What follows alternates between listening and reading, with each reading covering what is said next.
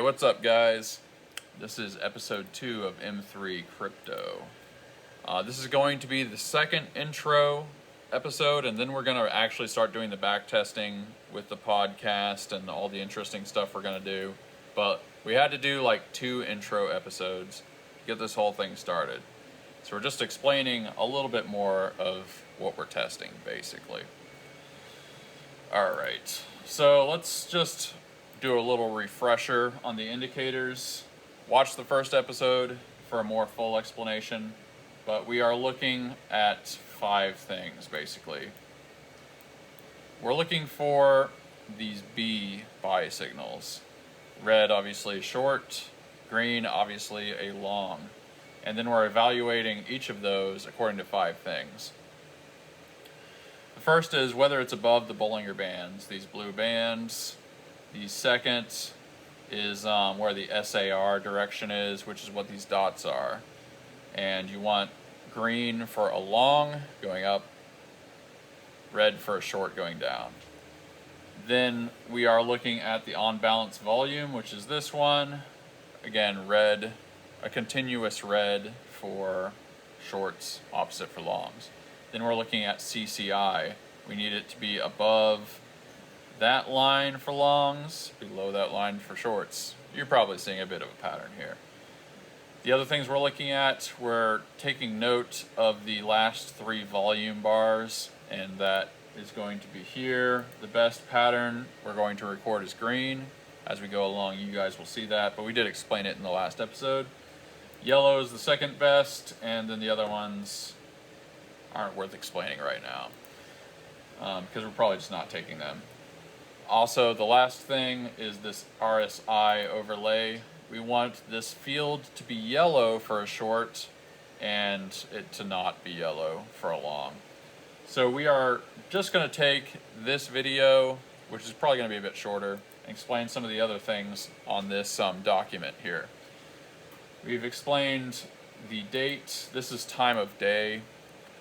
Very self-explanatory. 20. It's in military time, basically. 20 would be 8 p.m. You know, that's 3 a.m., 8 a.m., 6 a.m., 23, of course. You get the idea. Especially if you grew up in a military family like I did. But here's what some of the other things are.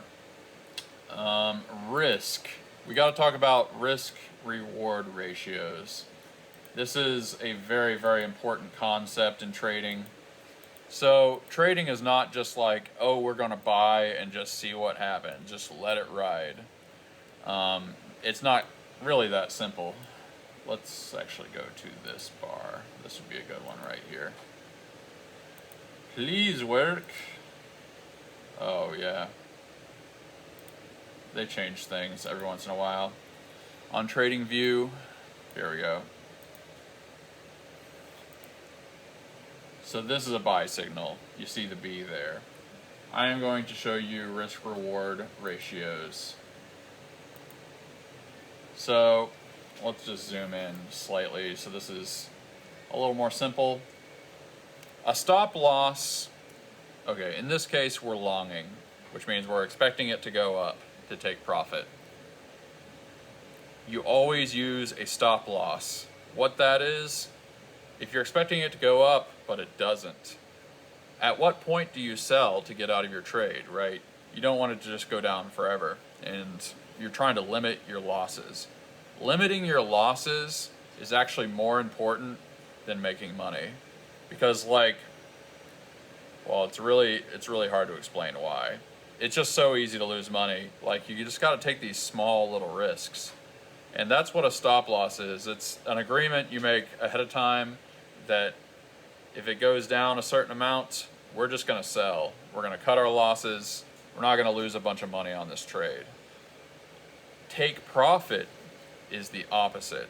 Take profit is how much profit will we take, basically. How much will it go up before we sell? And this is one of the core things in trading. This is a basic thing that a lot of people don't even do. So just doing this gives you an advantage. So the idea is you risk less than you're trying to get. you know, your stop loss should be less than your take profit. So a lot of times people are doing 2-to-1 ratios. What that means is if we're risking 1%, we're trying to make 2%. Or sometimes it's like we're trying to make 1.5% and we're risking max 1%. So it's actually a pretty simple idea. We're just trying to make more than we lose. That's the game, baby. So this is a visual representation of that.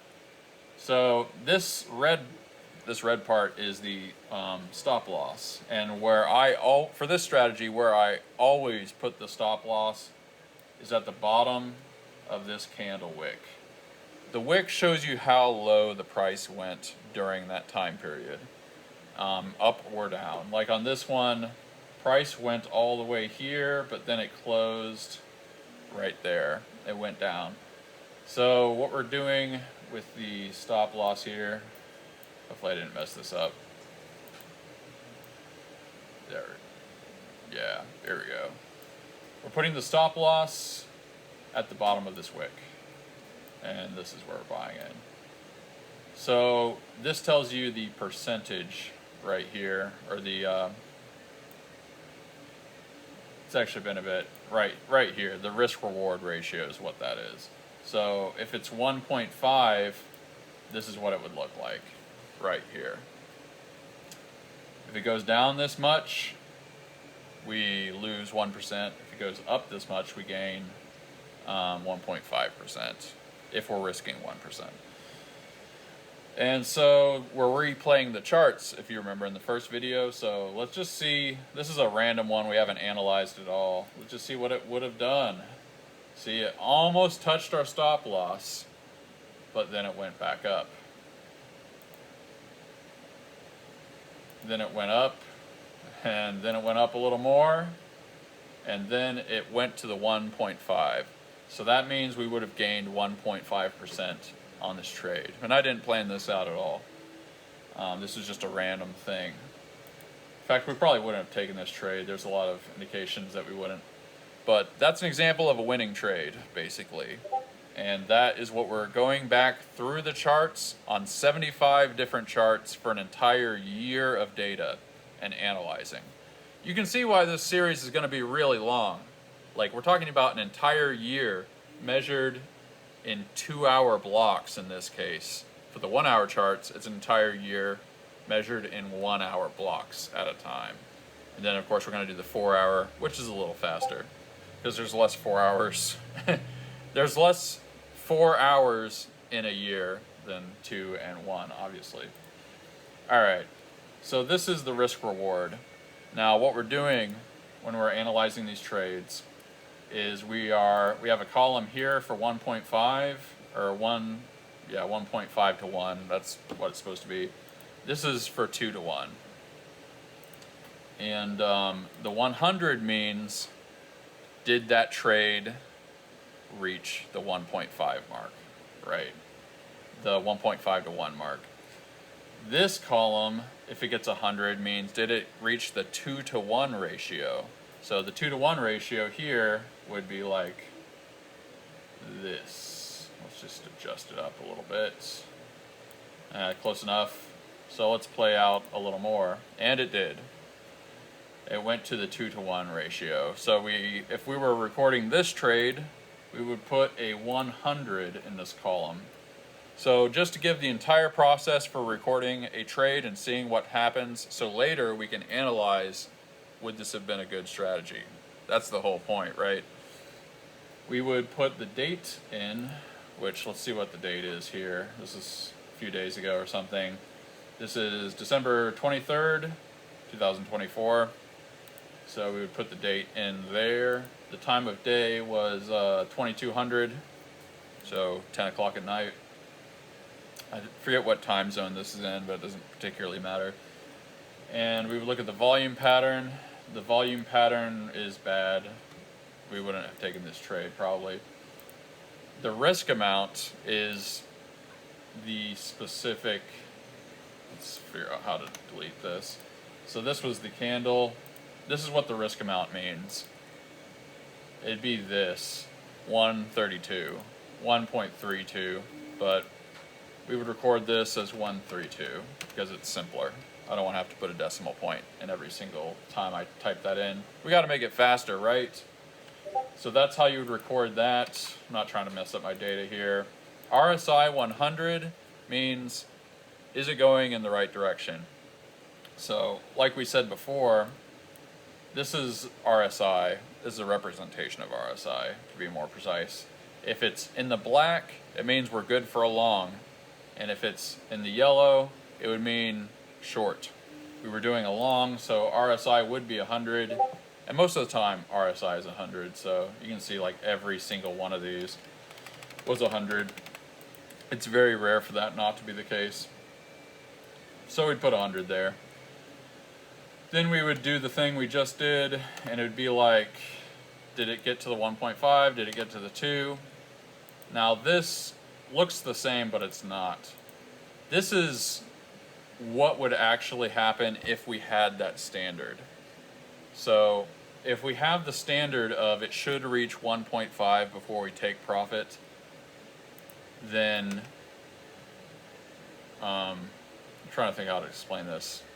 We would make 1.5. Now if we had the standard that needs to reach the 2, sometimes it doesn't, of course. Sometimes it only goes up 1.5% instead of 2, or however you want to say it. So what do we do then? Well, there's some ways we can lock in profits. This is something you want to do. And this was a big unlock for me. So I have a rule that, let's just draw that up again. And let's put it to 1.5 ratio. So I have a rule that if I'm going for 2-to-1 profits, but it reaches 1.5, we are moving up this stop loss to the halfway mark. In other words, 0.75. So it would be like this, somewhere in there. Yeah. So that means that if the trade goes down, we at least make 0.75 ratio. So that's a way of locking in profits. It's better to make a little bit than lose it all, right? Or just break even. Now I have another rule. This is the even. I know this is complex, but this is how it works. This is the break-even category, the break-even column, I should say. My rule is if it reaches the 1 ratio, so like there, if it goes back down, I set the stop loss to the buy-in price. That sounds complex, but it isn't. Like basically, if you make a little bit of profit and you don't want to lose money, then what you do is you reset your stop loss to the buy-in price. In other words, you're going to sell if it reaches the price that you paid for it. You know, like, let's give some real numbers. Let's say Solana is at $100, okay? And you're gonna sell if you're trying to make a certain amount of profit, doesn't matter. If it goes up, you can set your stop loss to $100, which is the price you paid.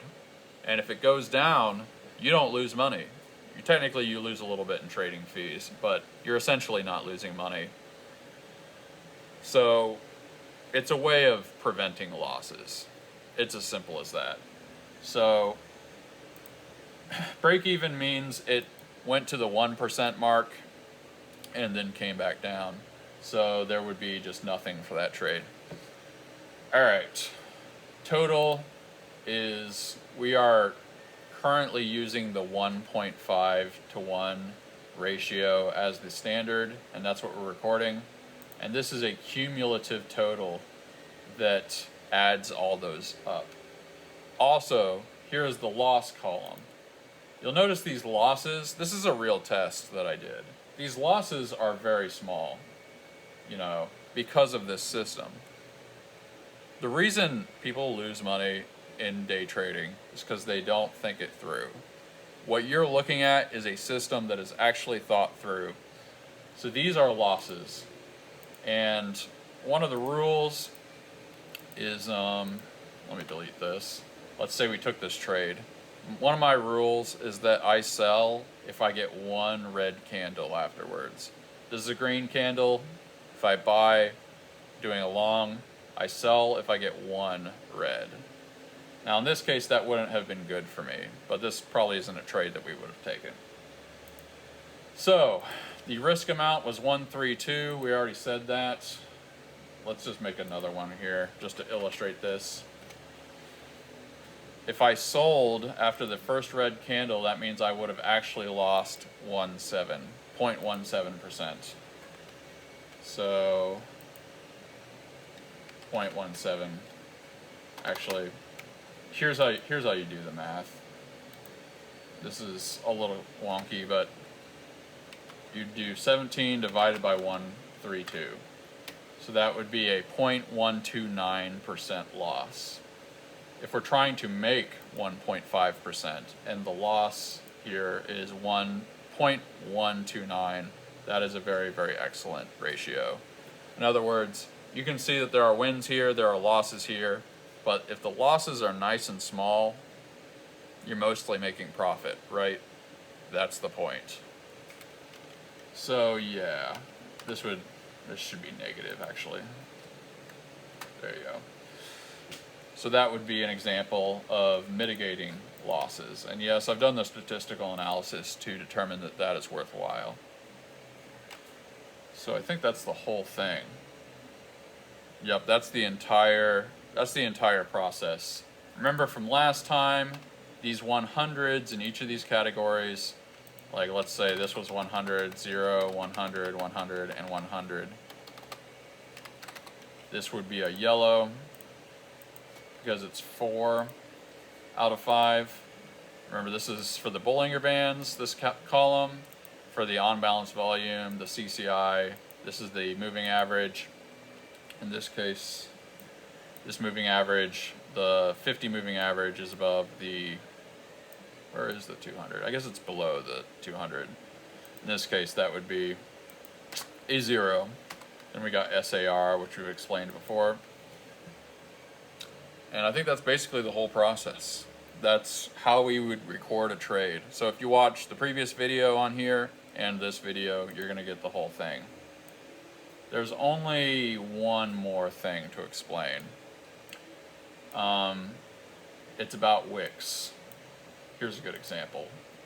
This right here is what's known as a hammer candle. There's a lot of examples like this. This is a hammer candle, and as you can kind of expect, these are called hammer candles because they are hammer shaped. They look like those hammers that those guys throw in Mario, right? Like they are hammers. They're called that because they have a long wick. This would be a hammer candle too. And because the top wick either is basically not there or it's very short. The reason I'm saying this is we only buy one of the other criteria here. So we're only going to buy on a trade if there isn't a tall wick going up. Like, let's say this one's green here, right? Let's say this was a B signal. I would go and find one, but you can imagine. If we got a B signal on this one, I wouldn't take it. And that's because the upper wick, this wick here, is very, very long. And you want the wick to be going in the other direction. So this right here, this red candle we're looking at, this would be, if we were only looking at that candle, this would be a bullish sign. In other words, a sign that things are about to go up. And as you can see, it did, right? Like it went up a whole bunch after that. That's because the wick, it's a little complex, but that wick is showing you that price went down and then went back up, and probably did that somewhat rapidly, you know. So if like it's on the upswing, price is just probably going to keep going up, or at least it's a sign that that might happen, statistically speaking. I actually have tested that. I mean, you can look at this. Like, these have tall upper wicks, and then the price went down quite a bit. So, we're always trying to go with the flow, right? This hammer candle here is an indication that things might go up, and that's kind of what you're looking for. At the very least, you don't want the opposite. So that's kind of the last thing. If the trade is being initiated on a hammer candle, the wick has to be going the right way. So that's pretty standard trading stuff, but it's just a clarification that I've kind of put into the strategy. You try to think of everything. You don't want any obvious stuff to not get included. So I think that's everything that's involved in this strategy. So I guess this will be a shorter video. Tomorrow, next episode, we are going to just be doing the regular thing. These 2 episodes were intros. We're going to be doing the actual back testing, and we're going to make some very, very hilarious podcasts that are going to be playing over this, because we need something to make this interesting. I mean, I like doing it, but it's not the most entertaining thing to watch. I will be sort of reacting to the podcast as we listen to it, and these are podcasts that are being generated by articles, reacting to articles that I wrote. It's going to be very absurd. I'm not going to spoil it. I already have like 3 of these podcasts made, and you're going to love them. I promise. So definitely subscribe. It's going to be very entertaining. Like I said, the thing that got me to finally make this crypto channel and show you the trading process is I finally figured out a way to make that really, really entertaining. Because this is a boring thing. It's a tedious thing, and you have to have the right temperament to get yourself to do it, I guess, is one way of saying it. We finally figured out a way to make it entertaining. Not just entertaining, but extremely entertaining. But I had to do these 2 intro videos to give you the lay of the land, so you're not just looking at a bunch of random nonsense that you have no idea what's going on, obviously.